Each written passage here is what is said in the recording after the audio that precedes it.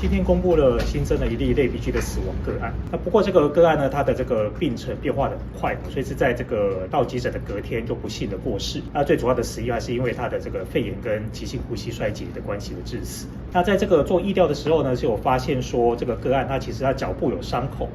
那不过他在这个台风期间呢是没有出门的，而且这个他家的这个附近其实也没有发生水患。不过他个人他到底有没有接触到污水污泥是没有办法确认。那这边也是呼吁，就是因为类鼻疽最主要的传染途径，那除了这个伤口接触到污水污泥这个有可能这个类鼻疽经过这个伤口进入到人体之后，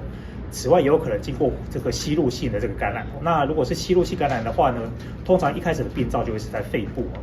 所以会有肺炎的表现。还是再次呼吁就是一般民众，特别是这个有慢性病的这个民众，或者是这个年纪比较大的年长者，特别是在这个台风过后，